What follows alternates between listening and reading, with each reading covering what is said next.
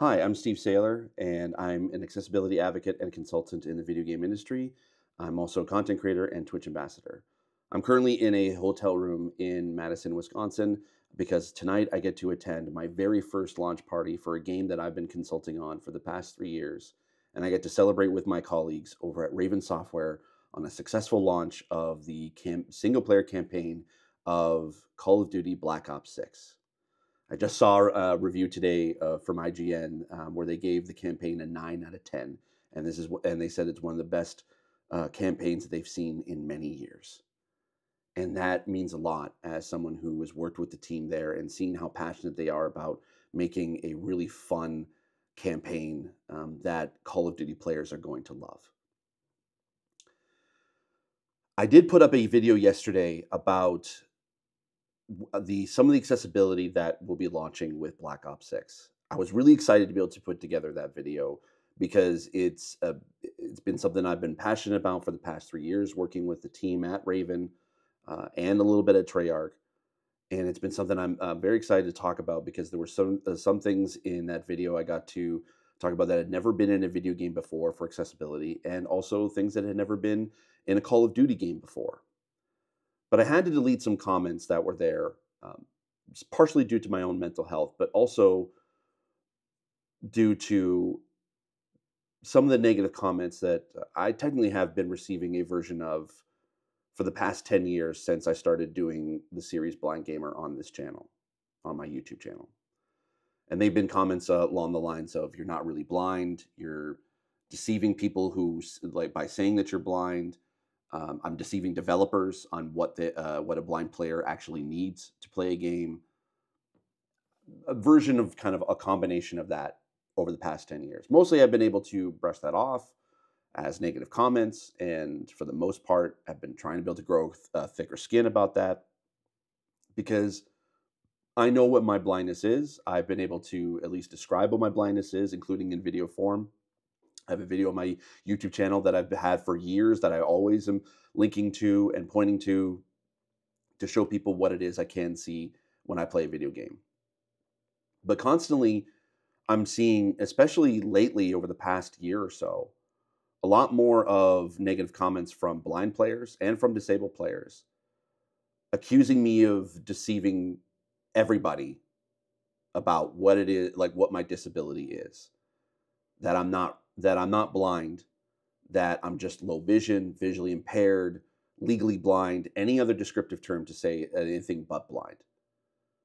And I wanted to at least make this video to address a little bit of that, but then also talk about what it is I can see when I play video games, and also what I do when I consult with video game studios, because I feel like that's what I can best do instead of just like calling people out for negative comments. I feel like the best thing I can do is educate, because that's what I love to do, is I educate people about what accessibility and disability is like within video games. First off, I want to address sort of the blindness aspect. If you have an issue with me calling myself blind, talk to my optometrist, who I've had since I've been 3 years old. I've had the same eye doctor since I was a little kid, and he would tell you the exact same thing I'm telling you right now. I am blind. I am disabled. Just because I have some vision doesn't mean that I don't need the same accessibility that a totally sightless player has. I've said it oftentimes.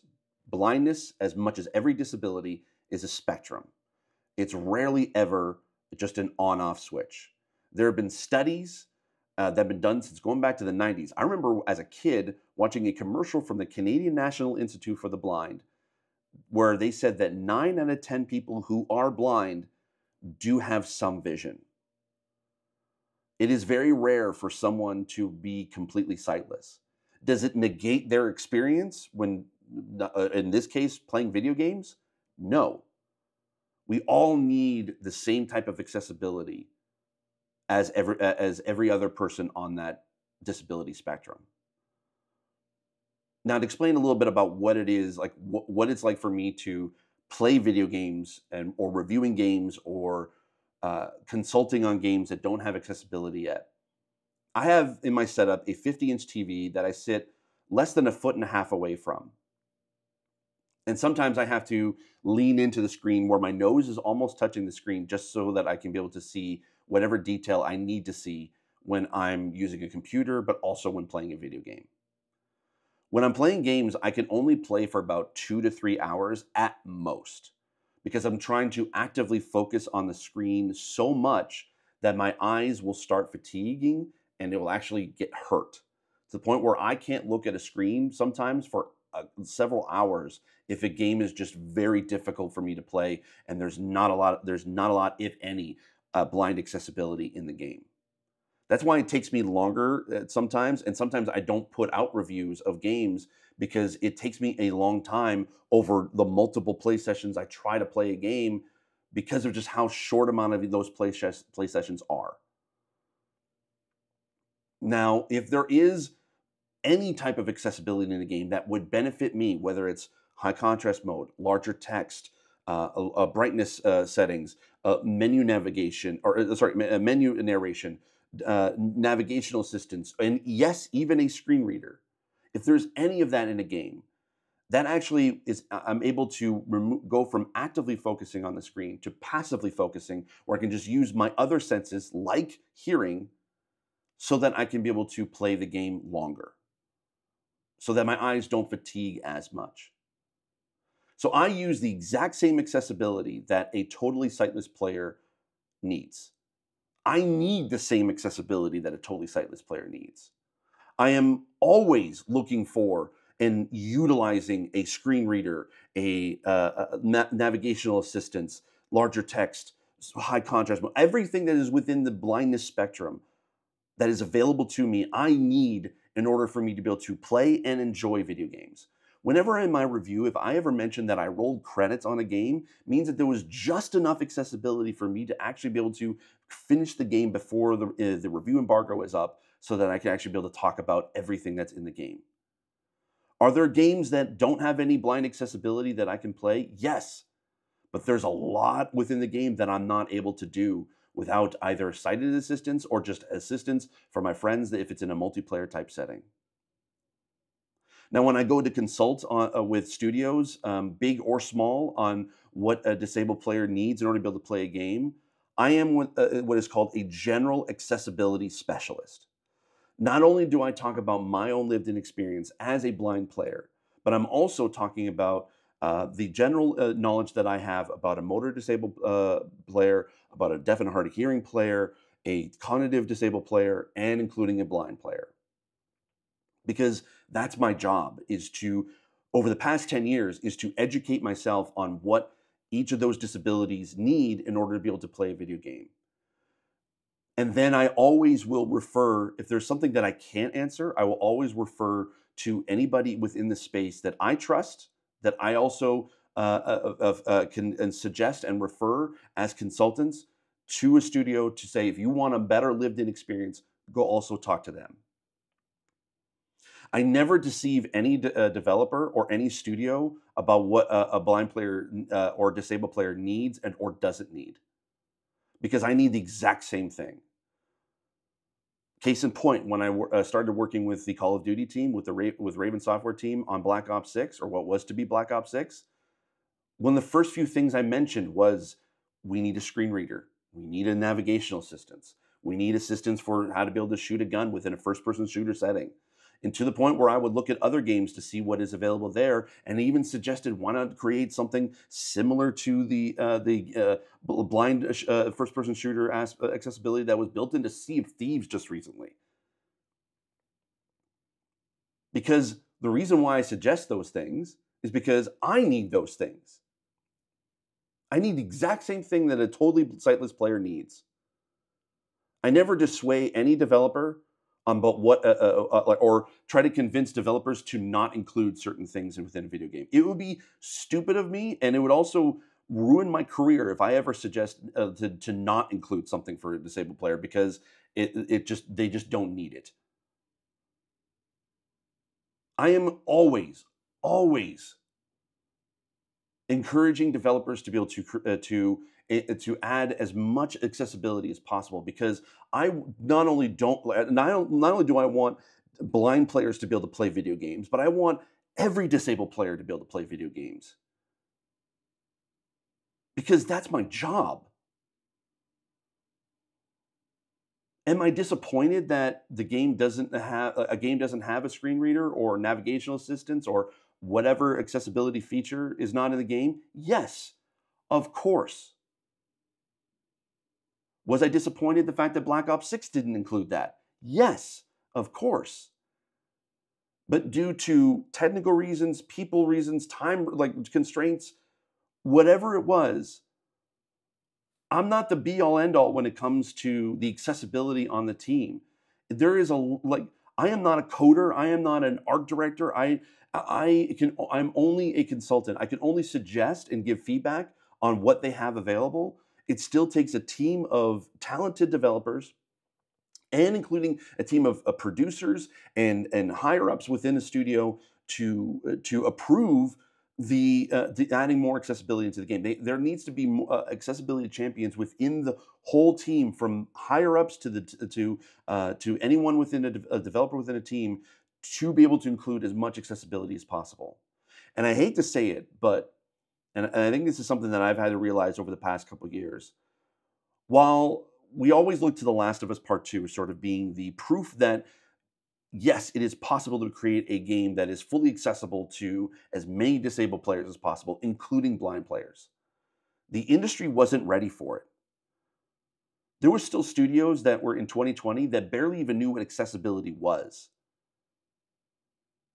But thanks to games like The Last of Us, it pushed accessibility to the mainstream so that those developers can be able to start experimenting and trying to be able to learn how to add accessibility into their games.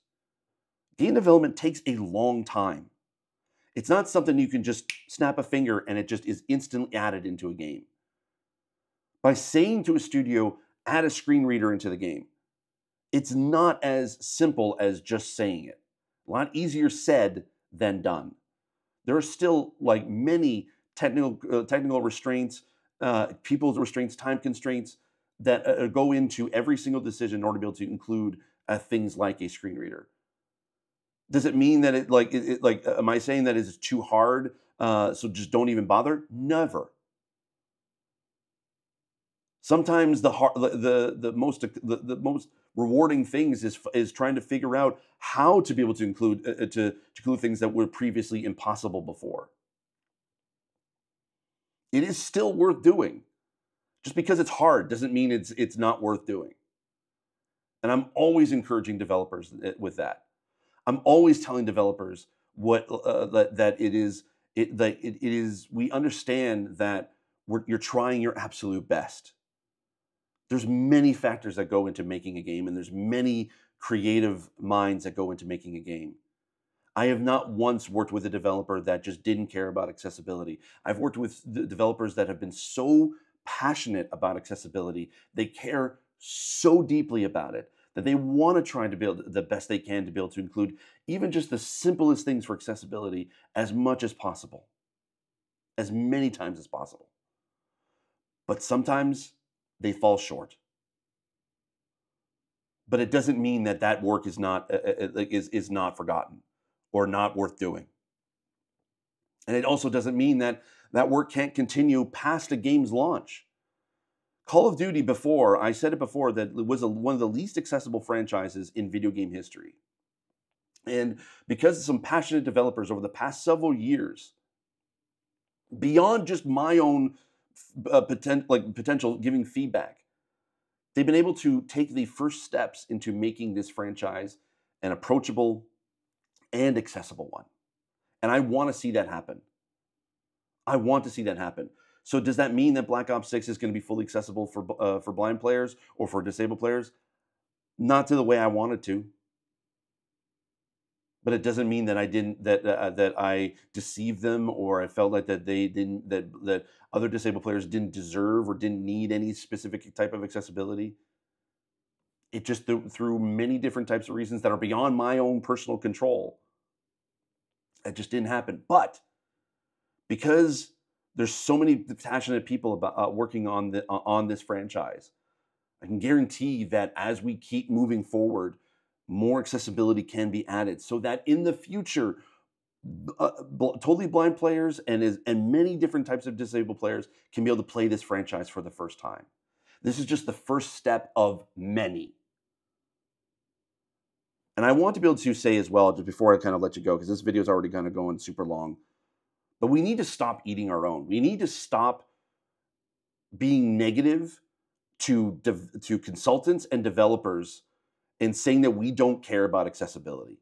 We do. We do passionately. Otherwise, there are many different types of careers we could go into that is far less stressful and far less mental taxing, on our own personal lives. We care so much about accessibility that we live and breathe it on a 24 hours a day, 7 days a week. So we need to stop being like negative and trying to accuse people of not caring about accessibility when we do. We do passionately. Anyway, I want to end this here. I've tried to record this video several times and it's gone long every single time. And so I have to be able to stop this now before I ramble on too much and rant too much and vent too much. But I apologize for my venting. I apologize for my ranting. I hope I've been able to educate you on what it's like for myself, for my own disability, what I can see, what I can't see, and also what it's like for me to consult whenever I consult with studios. And I hope that at least opens your eyes to the experience that I have and experience that a lot of consultants have when they work on video games. Hope this video helps. I hope you have a great day. I'm going to go and enjoy this launch party because I'm looking forward to be able to see my colleagues at Raven and being able to celebrate as what seems to be a very successful launch for Black Ops 6. So thank you so much for watching. I'll see you next time. And as always, I remain obediently yours. Bye-bye.